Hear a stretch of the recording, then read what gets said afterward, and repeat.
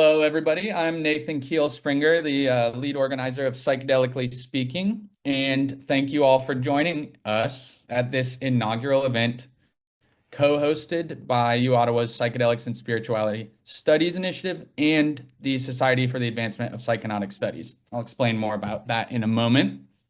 I think I can speak for all of us when I say we're extremely grateful and excited that Erika has offered her time to us today. We really appreciate it. We're kicking this whole series off with a bang. But before I give the floor to Erika, I just want to mention a few things, kind of give some context. I wanted to thank Anne Vallely for initiating the speaker series, bringing up the idea in the first place, and really her push to bring all of the psychedelic study stuff to U Ottawa has made a huge impact. And I think this series is kind of a ripple of that. So I also want to give many, many thanks to Reed and Arsha, Ashley Robinson, and Heather Hannah, who are, I think most of them are here right now. They have all put in a ton of work into making this happen and to setting the template for future events. And, there's a lot of work that goes into that, and this would not be happening without their time and dedication. It's a labor of love, so I just wanted to express my appreciation there. So about SAPS, which again is the Society for Advancement of Psychonautic Studies. So this is a research and education initiative founded by Reed Barber. What began over 2 years ago as a simple Discord server offering an online library of research papers and a discussion space has grown into a collective that brings people together with a shared interest in psychedelics and other psychonautic ventures. SAPS is now positioning itself as an incubator and launchpad for initiatives focused on psychonautics. We believe we're on the cusp of a major shift in this field and are dedicated to supporting the potential of a new generation of psychonautic researchers. In a research field as tenuous as ours, we deeply believe in the necessity of community building and mutual aid. So we're thrilled to announce Psychedelically Speaking as SAP's first major initiative. We hope it will set the tone for the exciting journey ahead. It's a monthly speaker series that aims to foster multifaceted, interdisciplinary conversations on psychedelics and consciousness. Our goal is to hit these topics from as many angles as possible, as I was saying just a moment ago, in order to gain collective illumination and raise further questions for inquiry. We're also organizing a graduate student conference for the spring.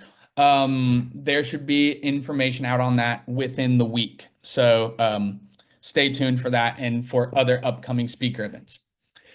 If you have a research or educational initiative you'd like to propose, or if you're interested in partnering with us, please don't hesitate to reach out to sapsottawa@gmail.com. I will put that in the chat right at this moment. That will also allow you to sign up for our email list and be informed of future events. But with that out of the way, I'd like to segue into introducing our speaker, who really doesn't need an introduction for most of you. Erika Dyck is a professor and the Canada Research Chair in the History of Medicine at the University of Saskatchewan. She's written extensively about the history of medicine, the history of madness and psychiatry, and of course, psychedelics, among other things.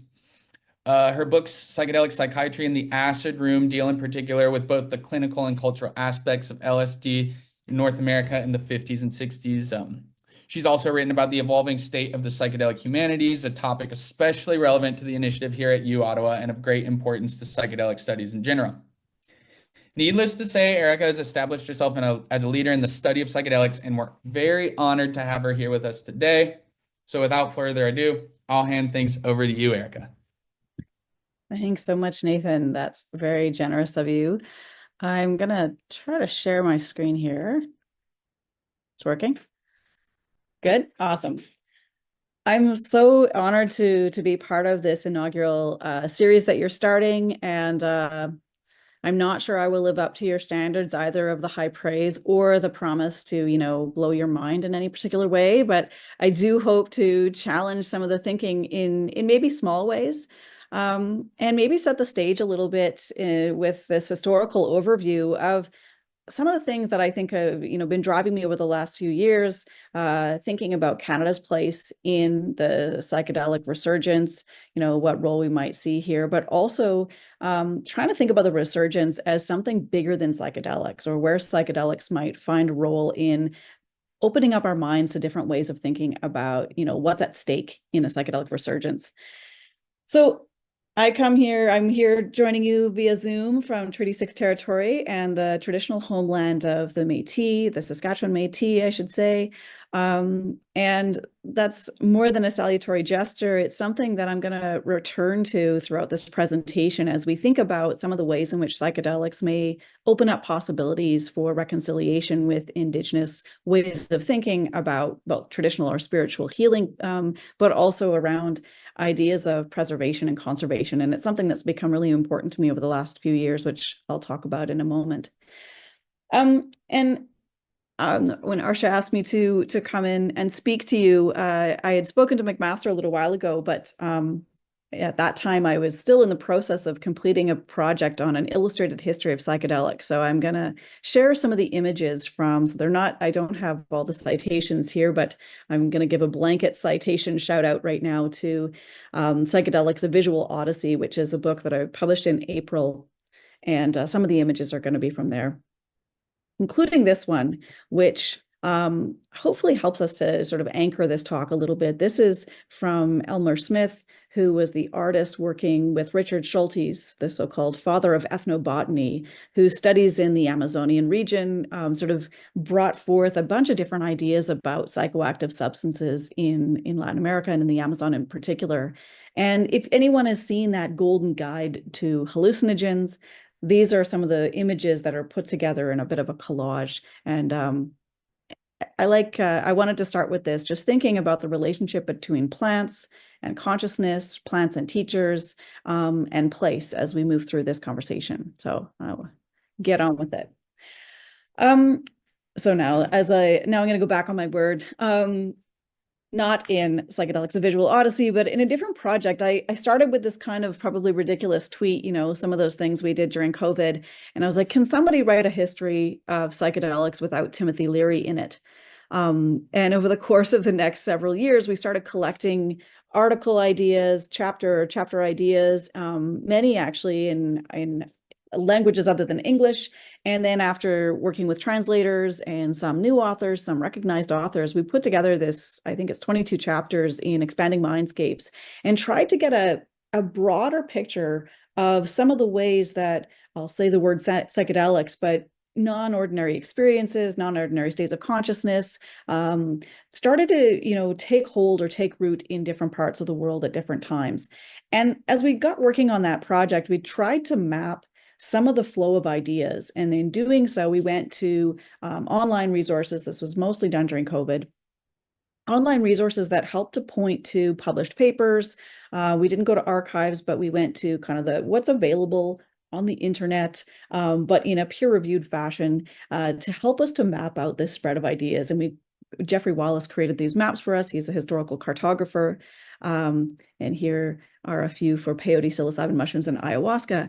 And the maps were really interesting, and they got our conversation going as we sort of thought through this. And then stories or chapters and articles started coming in, and it didn't match what we were seeing on the maps necessarily. Some of it we anticipated. There's, San Francisco plays a role, but some things were also not featured in these maps. And so we thought, well, what accounts for this disjuncture that we see between what is available in the published record and the kinds of stories? And again, I'll say stories because I really want to blend different ways of thinking about this, but the kinds of studies and histories that are emerging from different parts of the world about this history. So that sent us down another rabbit hole, so to speak, not to get too much carried away with Lewis Carroll and his own drug-induced experiences. Well, we started sort of following the stories, the studies of people working in places like India, Alex Guerin, for example, he was working in Hong Kong, but studying how ayahuasca made its way into Australia and parts of Asia. And these were stories that we weren't finding in the sort of regular literature and the psychedelic literature at the time. So we really wanted to sort of create a platform for talking about that. And in combination with collecting those chapters, I also started on my own adventure looking for images that also helped to tell a different story or shifted the way I was thinking about the history of psychedelics, things that moved beyond the text, but were nonetheless very important as they showcased different elements of both cultural, but also spiritual, ceremonial, and medical or clinical aspects of the history of psychedelics. And I'll just continue to use that word somewhat anachronistically, but the history of these kinds of things that we now collapse under that concept of psychedelics. And so here are a few examples of just, where that research took us in terms of thinking about, there's a rather iconic image at the top in the middle. Many of you will have seen this Pulitzer Prize winning image of the, man putting a Gerber daisy into the barrel of a gun during an anti-Vietnam War protest. I later learned from oral histories that he was also a fairly prominent acid dealer, probably in the area. Sorry, he was probably an acid dealer. He definitely was in the area. And images like the Beatles are, of course, part and parcel with this kind of history, even in a superficial sense of it. But some of the other images may be less familiar and less well known. And those are the parts where I wanted to sort of dig in and try to gain a deeper appreciation for how psychedelics grabbed the imagination of people in different ways, whether that was through Tropicalia. You might see an album cover there. This is kind of Brazil's response to psychedelic counterculture through music, which does not sound like Bob Dylan. It has like soap opera themes, it has big band themes, it has a very different kind of sound and feel, but it is a quintessential part of a counterculture that existed during a military dictatorship, where the consequences of being counter to anything were very different than what we might imagine was possible in the United States or Canada at the time. So, the psychedelics are still very much animating part of a response or a kind of rejection of certain state values, but had to be done in a different way. And the music also really brings in these Afro-Brazilian elements and traditions. And so anyway, that's just to sort of paint the picture. I won't talk about all of these pictures, but each of them kind of helps to represent different ways that we might come at this history. And I was really fortunate to work with a couple of archaeologists and ethnobotanists who've not only helped me to source some of this material, but also through those conversations have helped me to appreciate that there's a deep and rich and fertile history here that for many reasons has not been told because it also blends or kind of clashes with different colonial ideas. And to take an example, the tapestry that you see at the top there is an image from pre-contact as a Mixtec ceremony. I'm told this is not research that I do myself. So this is all ventriloquized through the good work of Osiris Romero Gonzalez, who's helped me to appreciate this. He's a postdoc right now at Harvard University, but prior to that, he was a postdoc here in Saskatchewan. And he's been working with archaeologists and linguists to try to understand some of the psilocybin mushroom ceremonies that took place prior to contact. And that's interesting in and of itself. But to think that, the heavy sort of influence of Christianity and missionaries really changed the way those stories could be told and the way they could be remembered. So there were real consequences to maintaining and preserving this history. And these are, these small bits and pieces that still remain are really important for a bit of a touchstone back to some of that earlier work. We see the same kind of things in this epitaph in the top right. This is an Egyptian epitaph that, according to Paul Stamets, he also believes that Egyptians were using what we probably think now are psilocybin mushrooms in different ceremonies, but were done in a very different way that was used only by the pharaoh and was really a very special and honored position to be able to take those mushrooms to have insights into a variety of decisions, whether it was decisions about military strategy or decisions about moving communities. But these, you can see the kind of embedded influence of what we might later call plant teachers in different contexts, in different parts of the world, and certainly with these early contexts. And again, I won't talk about each of these, but recently, I've been doing some work with the Native American Church. I'll talk a bit more about that in a few moments, but thinking about the way that the peyote cactus, which grows in a very particular region of the world around the Rio Grande, northern Mexico, southern Texas primarily, but the influence of the Native American Church and the ceremonies that even predate the Native American Church, the way that those ceremonies have spread throughout Turtle Island or North America, in the textual literature. So they don't make their way onto those maps that I showed you until the 20th century, when anthropologists and ethnobotanists begin recording that and publishing it in English primarily and in Spanish. But the tapestries, the oral histories, the artwork, and the songs are places where we see remnants of those earlier ceremonies that stretch back now hundreds and probably thousands of years. Now, we don't usually use that evidence when we put it on PubMed, and there's no peer review process. So the way that we're collecting this information sometimes distorts our understanding of, how to privilege that evidence. Anyway, yeah, that. And I have a couple more examples of this. So these are examples of iboga ceremonies from Gabon in West Africa. One of the things that was really interesting about trying to find images, now we could find texts about iboga, although interestingly, it turned out that, French industrialists were particularly interested in finding things that would, help industrialize. So things like rubber plants were really exciting, but they would cut down or move past this shrub that they found to be not that helpful or not that useful. And it was many years later when they recognized that people continued to use these plants, that they had another look at it. So there are a number of decades, probably almost 100 years, according to some of the articles, where iboga was kind of known by Europeans and ignored because it didn't seem to fit into, it was, some kind of strange ceremony that took place rather than it being something that fit into the industrializing mindset. Trying to find images of iboga ceremonies, though, introduced a number of new ethical challenges. These two were shared from the Guardian newspaper, which published them openly and with permission. But iboga ceremonies continue to be conducted in sacred spaces, and it's ethically, it's unethical to share insight into those ceremonies. So it's another reason why some of this is, I'm about to be cat bombed right on cue. So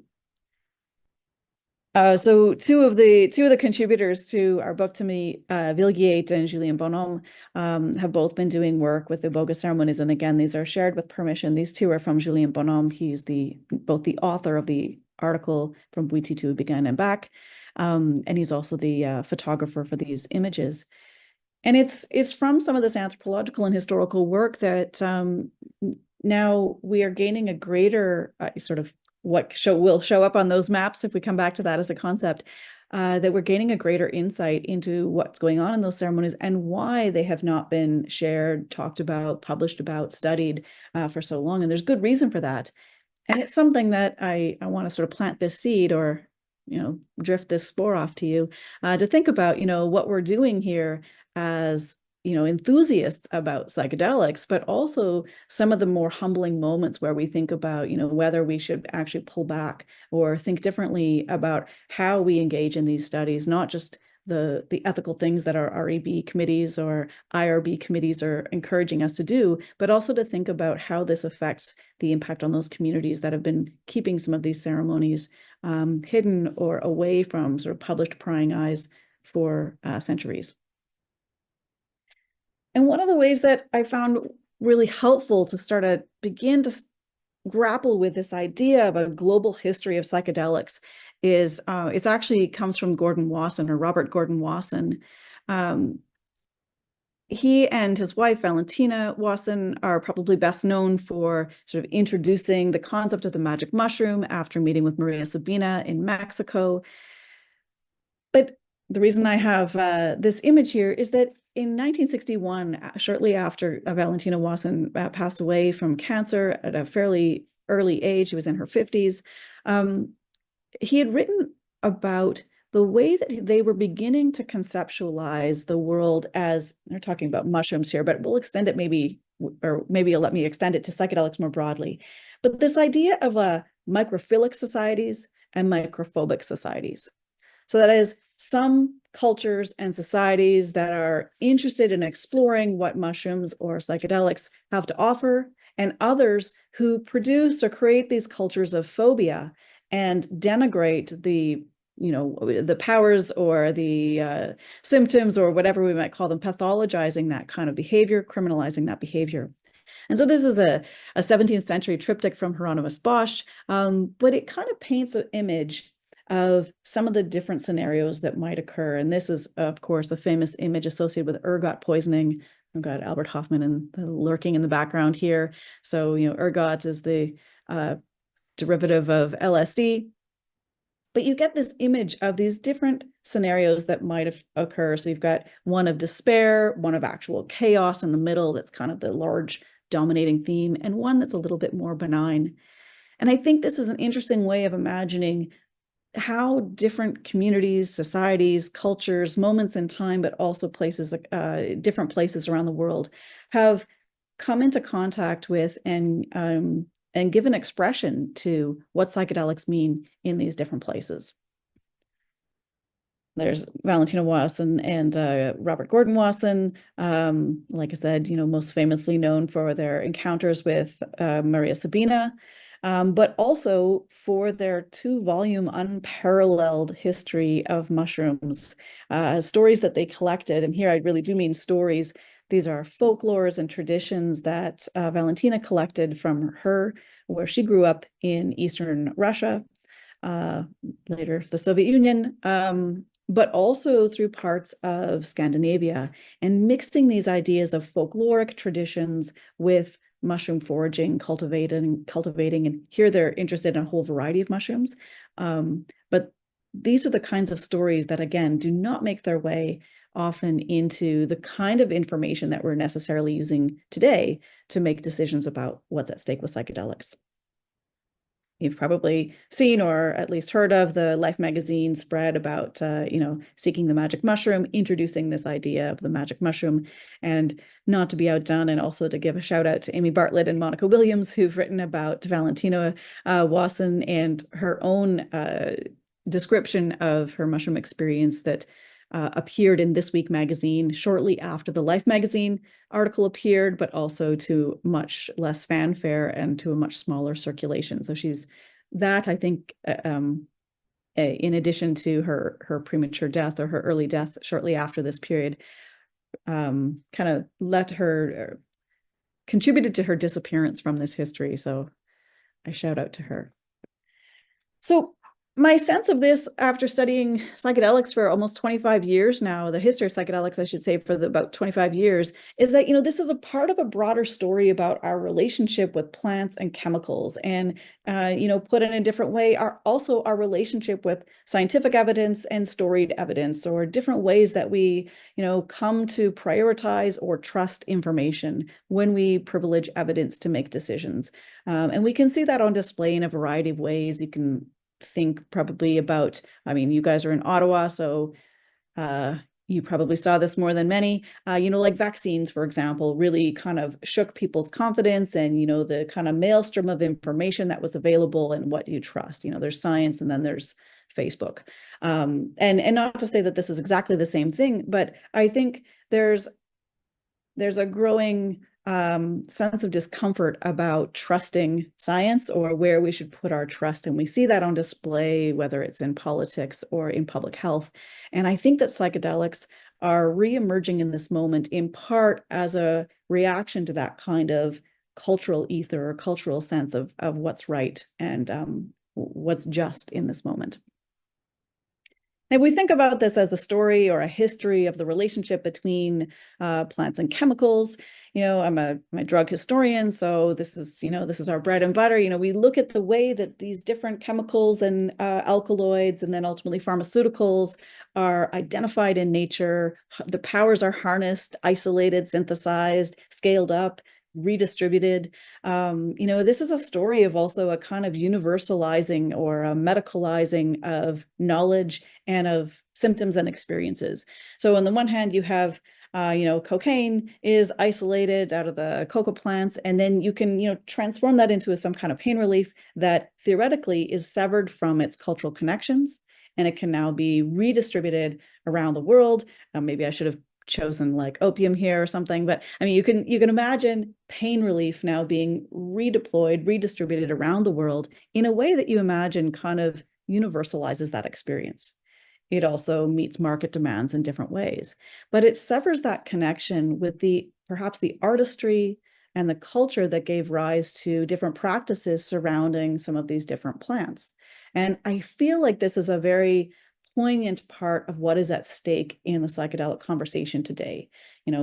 Should we be sort of morally opposed to scaling up production of synthetic psychedelics that might be used to improve access to psychedelic therapies because it severs things from their sort of ceremonial or cultural connections? Or should we be, where is the kind of moral upper ground here? And I don't think there's consensus on, how we should move forward in a just way. I'm going a little bit off my script there, but I just feel in the soapbox. So I'm going to come back to my historical comfort zone. When we think about psychedelics in the context of this relationship between the kind of severing or changing relationship between plants and chemicals, Albert Hofmann looms large, and I'm excited that I was talked into purchasing this painting behind me when I was on a research trip in San Francisco, and it's exciting to connect with this one. You probably can't see, but maybe in the closer, the one on the screen, you can see Alex Gray has painted in these various different people who he I assume believes are important to this history as maybe sort of characters who've carried this history along or who changed the course of psychedelic history. And I'll leave it to you to decide whether you can identify them or whether they ought to be there. But anyway, I'll leave that alone. That could be a fun trivia quiz later. But suffice to say, Albert Hofmann has remained sort of a central figure within this history, not only for launching LSD, for synthesizing it in 1938, having the first experience in 1943. Of course, we celebrate, or some of us may celebrate, Bicycle Day, the day that he allegedly knowingly took LSD, April 19th, 1943, and because of the fuel shortages during the war, hopped on his bicycle, or maybe because he knew that he shouldn't drive. And he was followed along by his trusty assistant, Susie Ramstein, who, as far as we know, was the first woman to take LSD, which she did on, I think it's June 15th. So if you'd like to join me in trying to start and celebrate Tram Day, maybe we can celebrate Tram Day alongside Bicycle Day with a nice buffer between those with a couple of months. This story is kind of launched into the psychedelic history world as this epoch change, this sort of paradigm changing moment when LSD comes in and it challenges the direction that psychiatry is taking at the same time. Sandoz, of course, makes LSD available in 1962. Albert Hofmann also synthesizes psilocin and psilocybin from the mushrooms, which he connected with Gordon Wasson and Roger Heim from Paris. And the capacity to harness the powers of these otherwise ceremonial plants, and these kinds of plants that had these rather extraordinary effects, was something that I think captured attention and kind of shook the psychiatry world a little bit. And one of those places that's near and dear to me is the work that was done here in Saskatchewan by people like Humphrey Osmond. He's pictured here in a couple of different ways, both in a graphic novel depiction, but also as a colored photograph version in the sort of bottom middle. Anyway, he'll be pictured again here coming up. Humphrey Osmond was a British psychiatrist who came to Saskatchewan after Tommy Douglas's government won an election in 1944. Humphrey Osmond was sort of frustrated with what he felt was a stifling psychoanalytic environment that he was working in, where he was in England. When he came to Saskatchewan, he already had an interest in trying to study hallucinations and in elements of non-ordinary thinking, or different ways that people organize language and speech. So he's drawn to studies about people who express symptoms of psychosis. This is like really early days. The DSM is still forming at this time as well. So if you look at schizophrenia in Canada, it's a little bit different from the way schizophrenia was looking according to patient records in the UK. But suffice to say, psychosis is kind of an umbrella that pulled people together. Osmond's interested in how people see the world differently, and what better proxy to kind of gain insight, a kind of empathy for psychotic experiences, but to try mescaline and LSD, which was newly available from Sandoz. And in doing so, he launches what becomes an internationally significant research program in Saskatchewan at a major mental hospital, in a place that is also politically devoted to introducing publicly funded healthcare. This is another element that I think is really important when we think about, psychedelics and access, psychedelics and their marketability, those things that if anybody's been to a psychedelic conference, maybe you go to different ones than I do, but there's always like a trade show there on the side. And it's an interesting moment to think about, what is the kind of greater purpose, or where is what direction are we going in with respect to the relationship between psychedelics and healing and healthcare economics. Osmond's work, along with others there, I'll just name them for just for brevity's sakes, but for Abram Hoffer, Teddy Weckowitz, Duncan Blewett, and a number of other people are all involved in this research in Saskatchewan. And it attracts attention from a variety of different people. Osmond's very prolific. He writes a ton of letters, but he also publishes quite frequently. And he captures the attention of Aldous Huxley, who invites him to his home in Los Angeles, California. In 1953, Humphrey Osmond drove there from Saskatchewan. I tried to follow the same trip, but it was COVID, and then there was also this election or something, so it makes it tricky. But I followed like as much as I could to follow along and make that same journey. I did not have mescaline on me. I wore a mask, and I had to go through lots more spot checks. It kind of ruined the moment, but I did get to meet with Anne Schulgen along the way and talk a lot about her experiences. So a different kind of journey for me, but anyway, I digress. Humphrey Osmond drove there in 1953. He gave Aldous Huxley his first dose of mescaline. And within a month, Aldous Huxley wrote the first draft of Doors of Perception.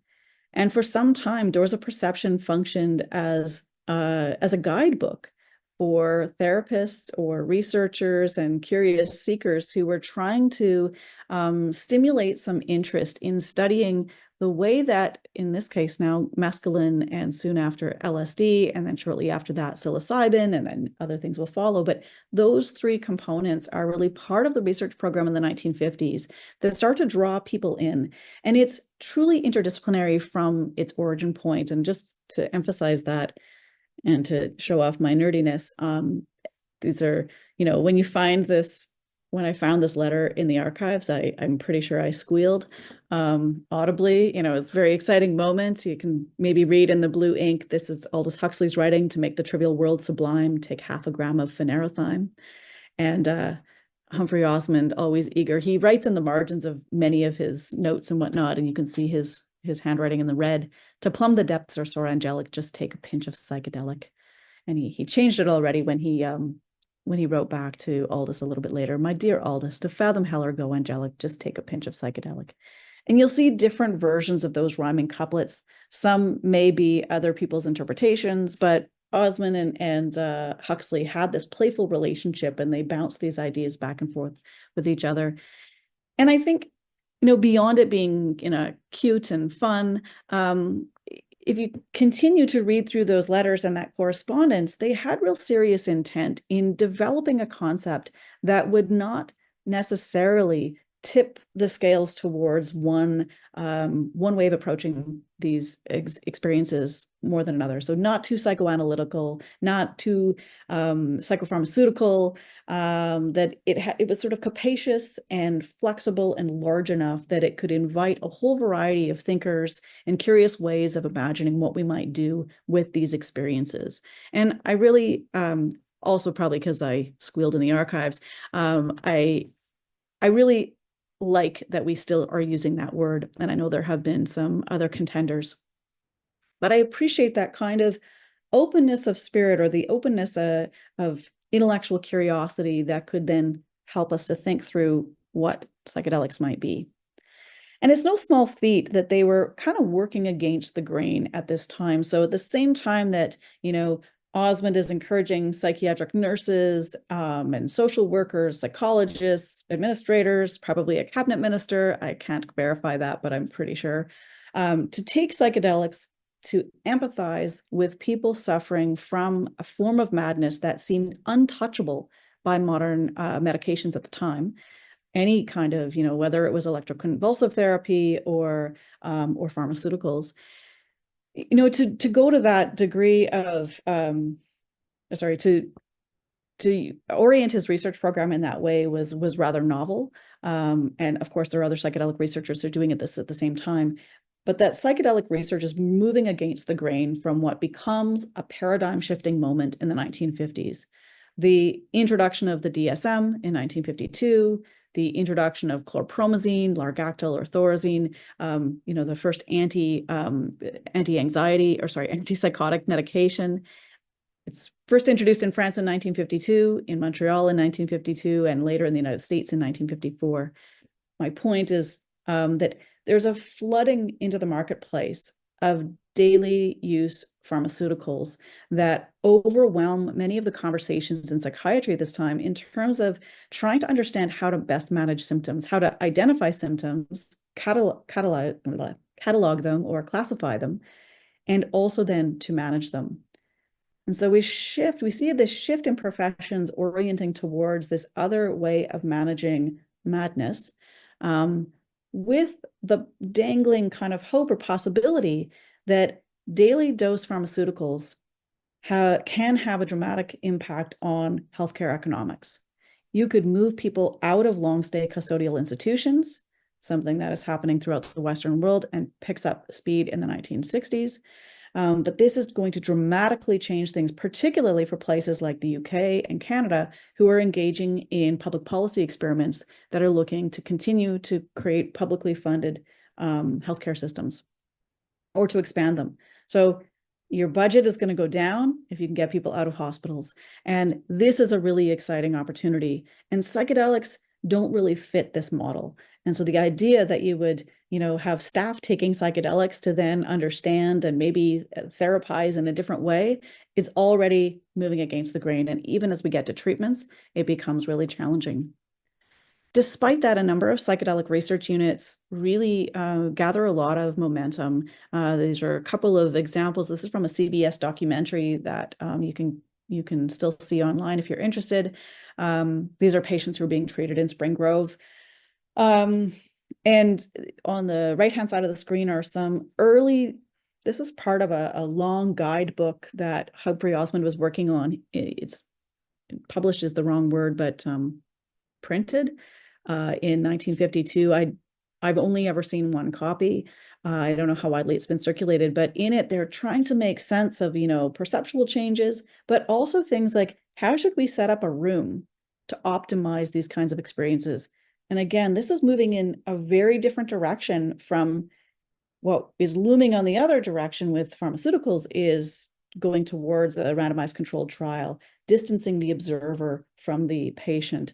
And with psychedelics, you see that relationship coming even closer together, that the kind of blurring of the lines between the practitioner and the patient is really important. It looks a little bit more even psychoanalytical, even though they were very much against Freud, but that therapeutic relationship is really important. One of the things I think helped to move this along was an abiding interest in some of the anthropological literature and the ceremonial practices that were also part of and a recognized part of whatever psychedelic history was at that time. I'm most familiar with Humphrey Osmond, so I'm going to keep with him here for a moment. But Humphrey Osmond was very curious about what was happening in these rituals. What can we learn from rituals that will help us to design better therapeutic environments? Now, they're not using the terms set and setting that will be coined by Timothy Leary in 1962, but they have a chapter on set and they have a chapter on setting. So I'll leave you to decide whether they were thinking about it in their guidebook. So they're definitely very kind of aware of the idea that people's mindsets are very important coming into these experiences, and that the setting where you experience your psychedelic is also really important. In 1956, the team spread out in various places in Saskatchewan, but Osmond, Hoffer, Wackowitz, and Blewett were invited to sit in a ceremony at invited by the Red Pheasant Cree First Nation in Saskatchewan to participate in a ceremony with the Native American Church. And it was partly because the RCMP or the police force were, harassing, really, I'll say those words, they were harassing Indigenous communities in this area, saying that they were having these, and I'm quoting from the record that went to Health Canada, they were having disgusting orgies. They were having these all-night parties and they were having disgusting orgies, and that this needed to be stopped. And there were efforts to try to change the Indian Act to make sure that these ceremonies were prohibited. And it was at that moment that Osmond was invited by the federal government to go in and give kind of like a clear direction to the government as to what's going on in these ceremonies. And perhaps you can see Osmond is one of the fellows in glasses there. There's a Frank Takes Gun has got a pipe, or it's a whistle actually, in the center. And Osmond is sort of behind him or beside him taking notes. Osmond participated in that ceremony fully. He took 4 peyote buttons that night. And he then testified to the federal government and continued to write to others after this point saying, the federal government is wrong. These are sacred ceremonies. They need to be protected. And moreover, they have healing potential. We should be learning from some of these ceremonies. Now, I'm not going to pretend that it was, in 1956, he was totally woke. There's still some rough language in places.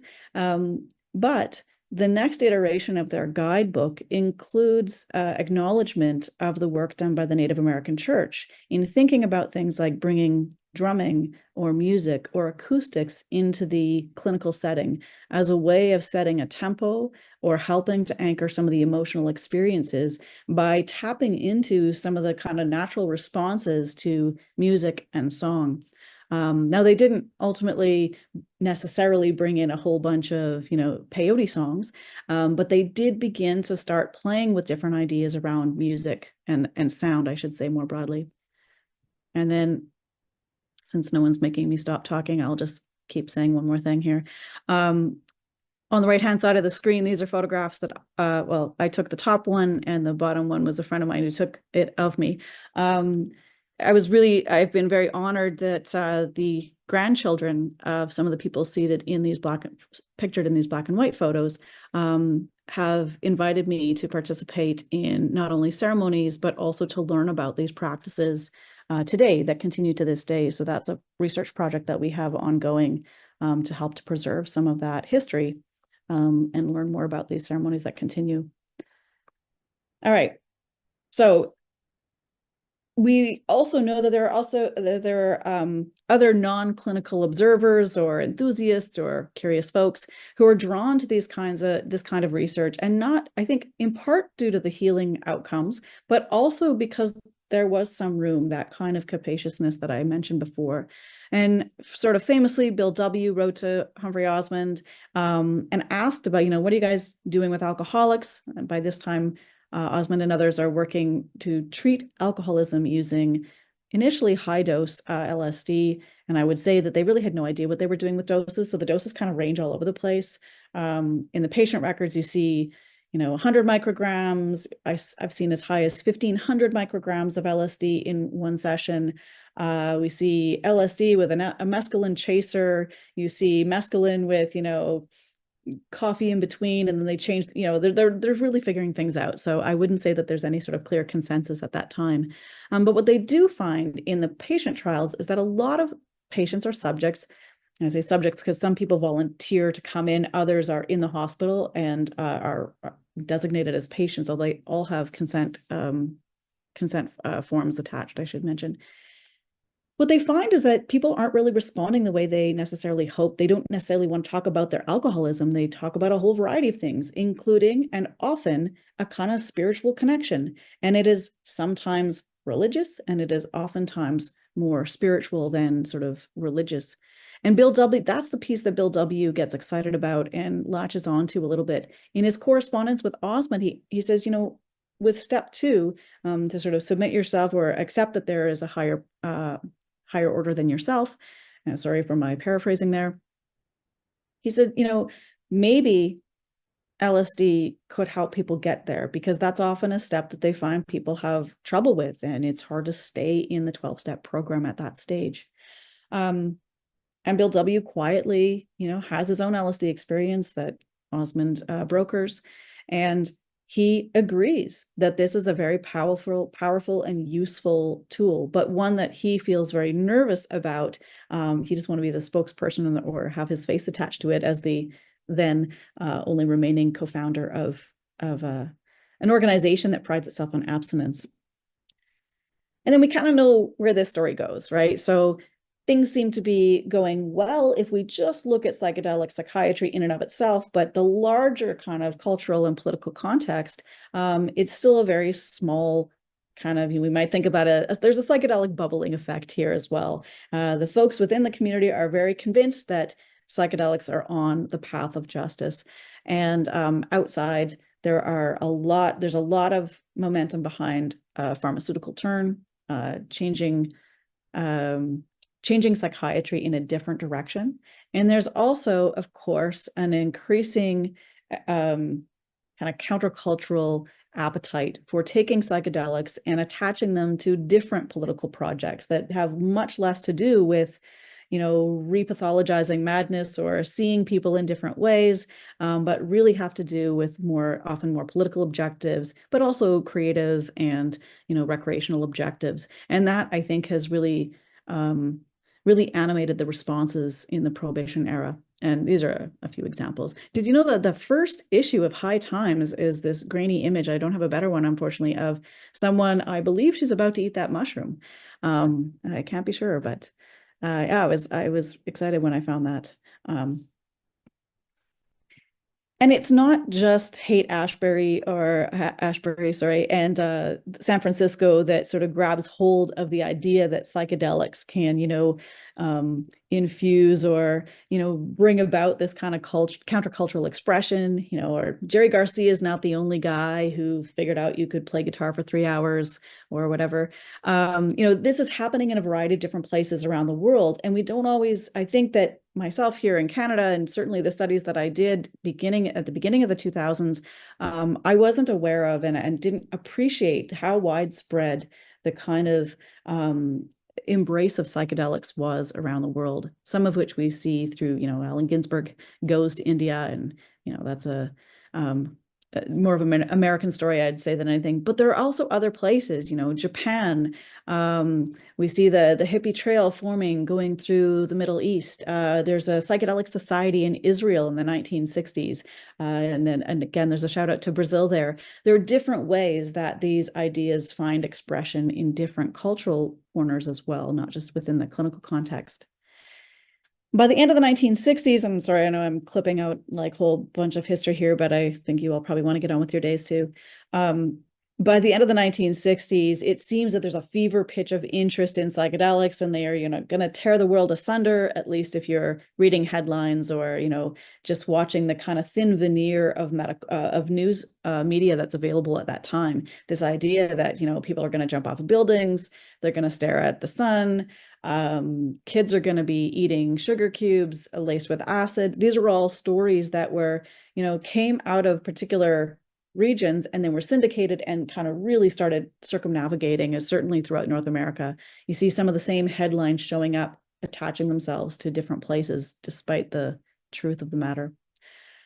Richard Nixon declares a war on drugs. The United Nations, places psychedelics on a Schedule I banned substances list. And, this seems to create a different legal context for now adjudicating psychedelics, whether in a ceremonial or in a medical or clinical context.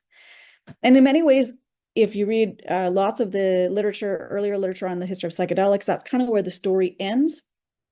And yet, of course, we know that isn't where the story ends. We're here today still talking about psychedelics, and they didn't just like disappear off the landscape for a while and then reemerge. And when David Nutt said, hey, wait a second, we should think about these again, or Rick Doblin, started MAPS, or there isn't a particular catalyst or turning point, because some of these stories have continued to proliferate in different ways.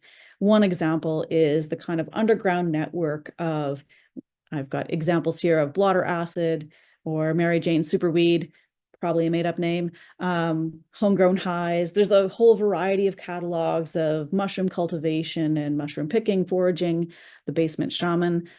Some of these kinds of guides that begin to proliferate, particularly as desktop publishing becomes cheaper, more accessible, and we see a bit of history of technology fitting in here as well.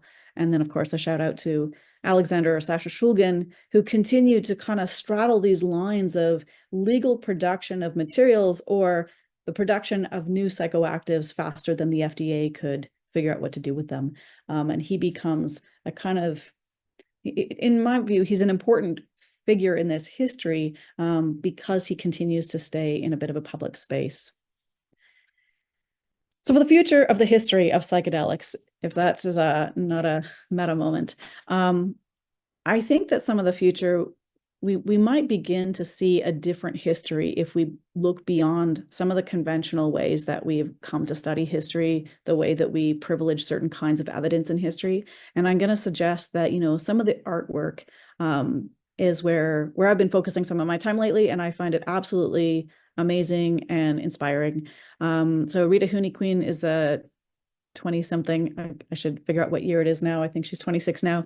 Anyway, a young artist and activist in Brazil. And she is producing artwork that not only is inspired by different ayahuasca journeys and relationships with ayahuasca, but she's part of an artist collective that uses the proceeds of their artwork to reinvest in language preservation in the Amazon region.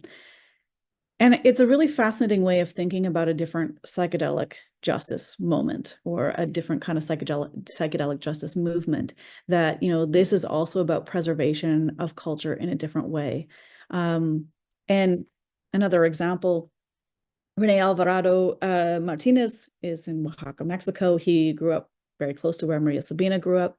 And he actually uses soil from around where she grew up specifically, and as the pigment in his artwork that are often also in honor of her. And you can see her sort of depicted in some of these pieces of art. There are a few more online. But this kind of rethinking the relationship of plants and ideas to their places and repositioning them back in situ is something that I think is really interesting within the context of this, the future of the history of psychedelics, or how will we be remembered in this time? Oh, wait, sorry. You all know the headlines. There's also other ways that this history may be remembered, or other sort of competing features, whether that's breakthrough therapies or not, in the case of the relatively recent Lykos decision. But we're starting to see these things pop up in different ways. It's exciting to me that there are new histories being written in a variety of different languages. I mentioned Alex Guerin at the beginning. His new book, Global Ayahuasca, is, a Brazilian ayahuasca tradition that moves to Asia and how that takes root. Anyway, there are a few different examples here in different languages. Hopefully, some of these are also featured in an English translation, or parts of them are featured in an English translation in our book. So I want to end just by thanking you for indulging me for how long I've been speaking. But also, I think that one of the things that's really exciting about the future of psychedelics right now is that the future is not yet set. That there are many different ways that psychedelics have inspired people in the past, and that they have real meaning and real poignancy when we put them back into those cultural settings. And when we imagine not just the experience of taking psilocybin, for example, or MDMA or whatever it might be, but thinking about what the stakes are for reinvigorating discussions about whether it's treatment or spirituality or language acquisition or language retention. When we think about public health, when we think about access to publicly funded health, for example, I'm in Canada, so we'll say that. And we think about those big questions about scale and their relationship to culture. To me, that is what is at stake in a psychedelic resurgence. And I hope that we can continue to hold that frame wide as we continue to invest in, however we're studying psychedelics. I hope we can, keep that tent large or keep the frame wide for lots of conversation. And so this is a great way to start I hope that leaves lots of room to invite lots of people to your series. I think that's it. Yeah. That's just my conclusion. Thank you so much, Erika. Yeah, I think this is what I had hoped for in this first event to get the conversation started. So, thank you so much. Thank you.